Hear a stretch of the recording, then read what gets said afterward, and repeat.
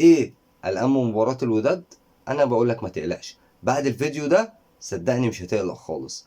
11 ان شاء الله يوم 11. في البداية صلى على النبي، ولو مش مشترك في القناة انزل اشترك دلوقتي حالا عشان يوصلك كل جديد. حضراتكم شفتوا الفيديوهات وانا في الاستاد في مباراة الوداد امام النادي الاهلي في استاد القاهرة، فوز النادي الاهلي بهدفين مقابل هدف. معظم جماهير النادي الاهلي بعد الهدف اللي دخل في الاهلي الجماهير كلها سكتت والناس زعلانه وحست خلاص ان احنا خرجنا من البطوله. ايه ده يا جدعان؟ ده انتوا بتوصلوا طاقه سلبيه للعيبه باللي انتوا بتقولوه ده. يا جدعان احنا كسبانين والله، والله انت متفوق هنا 2-1. يعني انت متخيل؟ رغم ظلم تحكيمي علني واحنا في المدرجات شايفين الظلم التحكيمي، وشايفين لمسه اليد، وشايفين الفاولات، وشايفين ضربات الجزاء، وحكم المباراه ما شافش اي حاجه. جزء قدام حضرتك اهو، يعني مختصر كده بسيط على اللي كان بيحصل في اللقاء. ورغم كده يا فندم كسبت 2-1. رغم الظلم التحكيمي العلني قدرت ان انت تتفوق وتفوز في المباراة الاولى 2-1. نيجي بقى لموقعة الاياب. موقعة الاياب، يا فندم موقعة الاياب. ما تيجي كده ناخد نظرة سريعة على الفرق اللي لعبها الوداد. طبعا انا ما بتكلمش على كل الفرق، انا هجيب لك كده فرق قوية لعبها الوداد، منهم في دوري ابطال افريقيا ومنهم في الدوري. قدام حضرتك الصورة اهي، صلى على النبي. يوم 23/2 الوداد يفوز على أرضه على بترو أتلتيكو 1-0. ده بترو أتلتيكو يا فندم، ها، بترو أتلتيكو اللي خرج من المجموعات. يوم 23/3 الوداد يفوز على فيتا كلوب 1-0 على أرض الوداد. طب يا فندم يوم 6/4 الرجاء والوداد 2-2. تعادل الرجاء المغربي مع الوداد 2-2. الرجاء اللي الاهلي كسبه في القاهره 3-0 وتعادل معاه هناك 0-0 واقسام البطوله. نيجي بقى لدور الثمانيه في دوري ابطال افريقيا. الوداد وسيمبا 1-0 فوز الوداد على سيمبا في المغرب 1-0. سيمبا، سيمبا، انت متخيل؟ سيمبا. صن داونز والوداد، او الوداد وصن داونز 0-0 في المغرب. صن داونز والوداد خارج الأرض في جنوب أفريقيا 2-2، والوداد تأهل بهدف عكسي. مش قصتي الهدف العكسي ولا قصتي إن الوداد اتأهل إزاي، بس أنا عايز أوصل لحضرتك معلومة. الرجاء اللي الأهلي كسبه هنا 3-0 وتعادل معاه هناك 0-0 تعادل مع الوداد 2-2.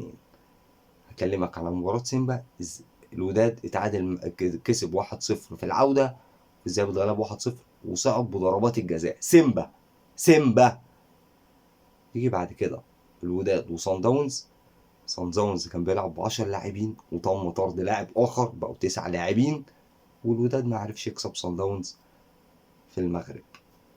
اللي احنا هنا في مصر اتعادلنا معاه 2-2، كنا هنكسب ومحمد هاني وضع ركله الجزاء. تعادل معاه في المغرب 0-0 بدون اهداف. وزائد ان صن داونز كان مطرود منه 2 لعيبه.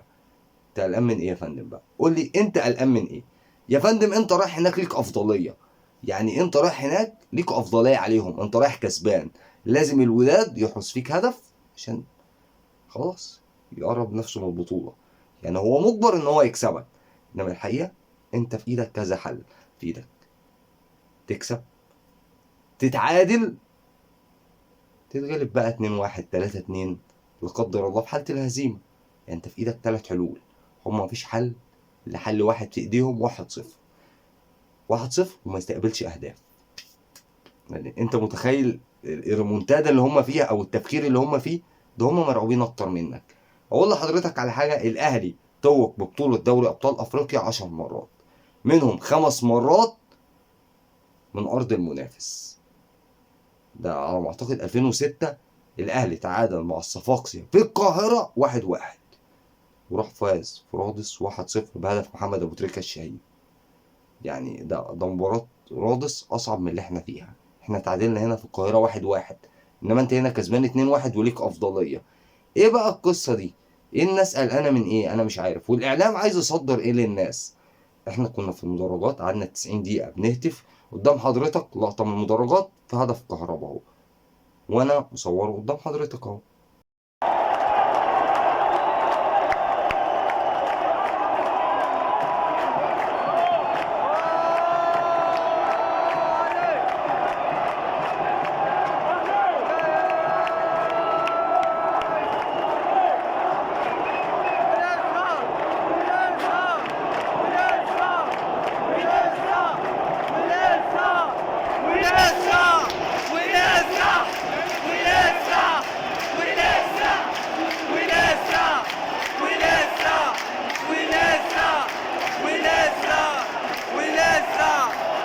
انا عايز اوصله لحضرتك ان الاهلي غير مطالب بالفوز على الوداد، بل بالعكس الوداد هو اللي مطالب بالفوز على الاهلي.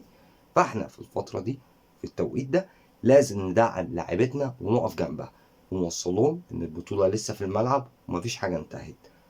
انت في المباراه الاولى كسبان 2-1، كسبان 2-1 رغم ظلم تحكيمي علني وفاجر، ورغم كده قدرت ان انت تتفوق وتفوز وتروح مباراة هناك بارتياحية كسبان. هما بقى اللي شغل دماغهم يكسبوا ازاي ويجيبوا ايه. سيبك بقى من الحكم بملاك سيمبا وهيعتزل ولا مش هيعتزل، انت كان عندك حكم هنا الفجر علني وقدرت ان انت تفوز. هتقول لي بقى هتروح هناك ايه تشيل هم الحكم؟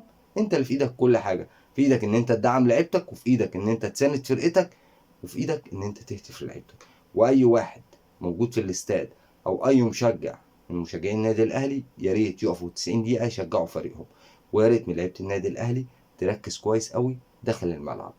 سيبك من الجماهير، ما تسمعش لأي حاجة، كل تركيزك في الملعب، سيبك من كل اللي بره ده خالص. نفس اللعيبة دي رابع نهائي يوصلوا، باختلاف 3 4 لعيبة بالكتير، انما هي نفس اللعيبة. انما غير كده مفيش حاجة هتتغير، هي لعيبتك بص يعني ايه 18 لاعب في القايمة بتاعتك، 4 لعيبة بس اللي بيتغيروا. يعني لعيبتك دي عندها خلفية بالنهائيات. تقول لي بقى الوداد وخايف، ده هما اللي مرعوبين منك، هما اللي بيفكروا يفوزوا ازاي. يا فندم ان شاء الله البطولة ال11 زي ما قلت لحضرتك هتكون يوم 11 من نصيب النادي الاهلي. بس يا ريت مارسيل كولر، جدي مارسيل كولر، ما يتأخرش علينا في التغييرات. والله العظيم عيب يا جدي، يعني ان انت تفضل كده كل شوية مش عارف انا اقول لك ايه على التغييرات اللي انت بتتأخر فيها دي. يا جدي هو انت بتدفع فلوس من جيبك في التغييرات؟ انت معاك 5 تغييرات يا جدي. والله عيب يا جدي، عيب والله. مش عيب ان انا اعمل بين الشوطين، مش عيب ان انا اعمل في اول الشوط الثاني، مش عيب ان انا اعمل في نص الشوط الثاني. انا مش عارف يعني انت منزل احمد عبد القادر ومحمد شريف في الدقيقه حاجه و80؟ ايه يا جدي ده يا جدي؟ يا جدي الماتش ده محتاج تركيز، ماتش العوده ده محتاج تركيز، وادرس منافسك كويس. مع ان انا شايف ان المنافس مش قوي، والله انت افضل منه داخل الملعب، بس العوامل الخارجيه هي اللي بتتدخل، وانت قدرت تفوز عليها في القاهره زي ما قادر ان انت تتفوق عليها في المغرب. ده اللي اقدر اقوله لك. تشكيل النادي الاهلي انا من وجهه نظري ان هو هيبقى هو نفس التشكيل، باستثناء محمد الشناوي مكان مصطفى شوبير اللي كلنا اشدنا بيه وبنرفعه له القبعه ومستقبل حراسه المرمى في النادي الاهلي. انت بقى كجمهور دعم لعيبتك وما ترميش ودنك لحد خلال الفتره دي. اللي يقول لك البطوله راحت قول له رد في الملعب، ولعيبه النادي الاهلي ان شاء الله هترفع راس الكره المصريه وهتفرح جماهيرها. وانا قلتها لك اكتر من مره، ما ترميش ودنك لحد، وانت اللي اقرب بالبطوله عكسهم. هم مطالبين بالفوز عكسك، انت قدامك 3 خيارات وقلت لك عليهم. يا ريت ما تنساش تشترك القناه وتفعل زر الجرس عشان يوصلك كل جديد. السلام عليكم ورحمه الله.